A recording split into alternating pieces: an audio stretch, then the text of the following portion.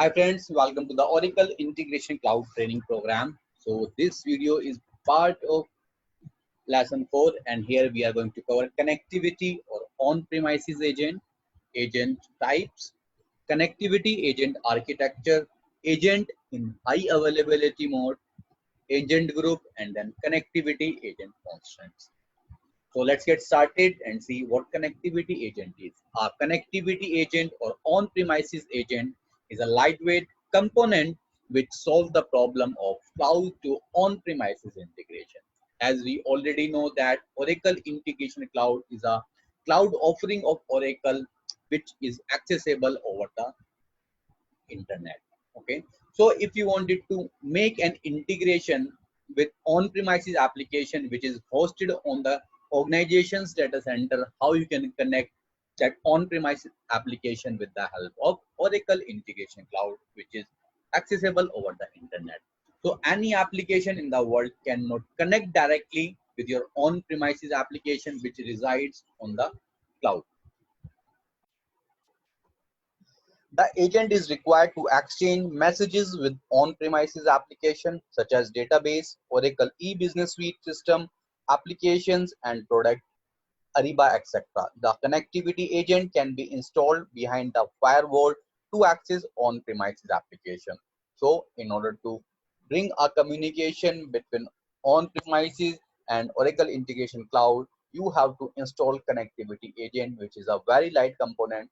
The agent can be installed on a Windows machine. The agent can be installed on a Linux machine. So very lightweight installer. Agent types. OIC offer two type of agents, namely connectivity and an execution agent. What connectivity agent is? This is the intermediate gateway which provide a connection between SaaS and on-premises application or vice versa. The connectivity agent is basically used when we have one side is cloud application and another side is on-premises application. The connectivity agent is required only when you are trying to connect on-premises application. Otherwise, connectivity agent is not required. If you are trying to create an integration between SaaS to SaaS application, then connectivity agent is not required. This is only required if you have a requirement to connect on-premises application with Oracle Integration Cloud. The second is execution agent.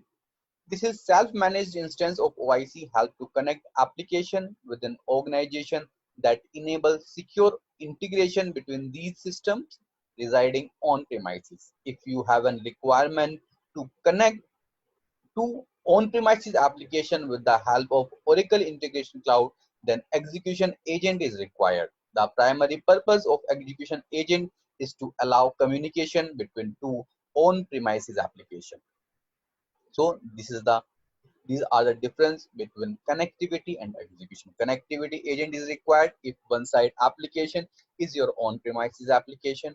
Execution agent is required if both the side application like source and target applications are the on-premises application, then execution agent is required.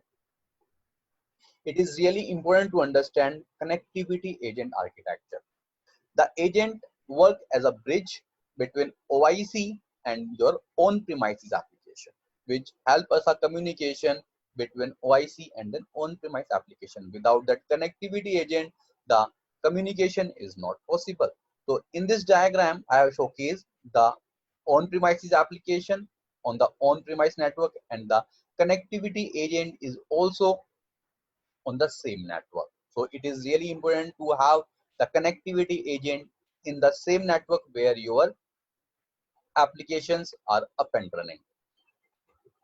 The OIC does not send any request to the connectivity agent, but connectivity agent does this job. Agent sends his heartbeat to Oracle Integration Cloud regularly to tell that I am alive to serve your request.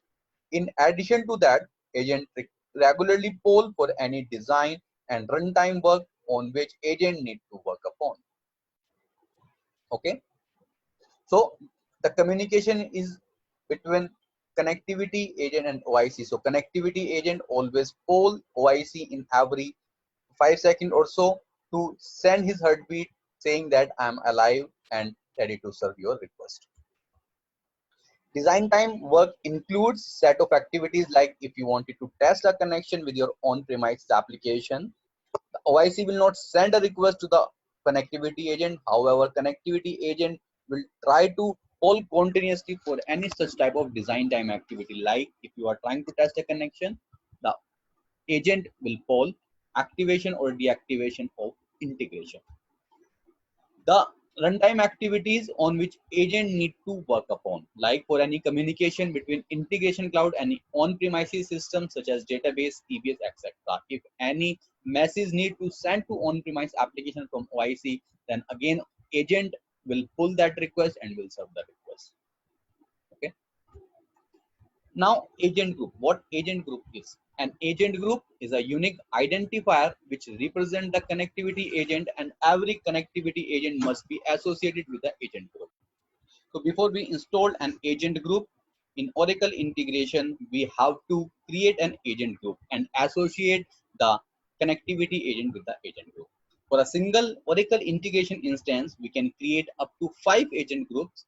If this limit exceeds, we will get an error just like maximum limit reached, maximum 5 connectivity agents can be added. So it is really important to create an agent group before we install an connectivity agent. So this will be described when we will reach to this particular stage, when we will show you how to install connectivity agent. So prior to that, we have to create an agent group. So we can install connectivity agent in a high availability mode. So to tackle the high traffic on the single connectivity agent, we can install connectivity agent in a high availability mode. We can associate maximum 2 agents with a single agent group. To ensure high availability, both the agents should run on a different host, which means if you run both the agents on a single machine, right? If single machine goes down, then both the agent will go down. So it is really important to install connectivity agent on both different machines so that it can ensure the high availability mode. Otherwise, there is no use if you are installing connectivity agent on the same physical machine.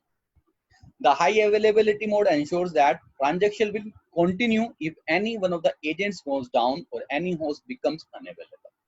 You don't need to install any load balancer to bring agents in HA mode.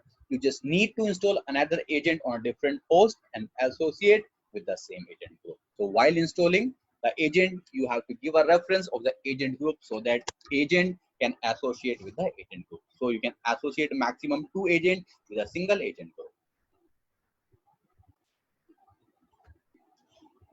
Connectivity agent constant. So there are some limitation of the connectivity agent which you really need to understand before you create our own premises integration. The first is 10 MB payload limit.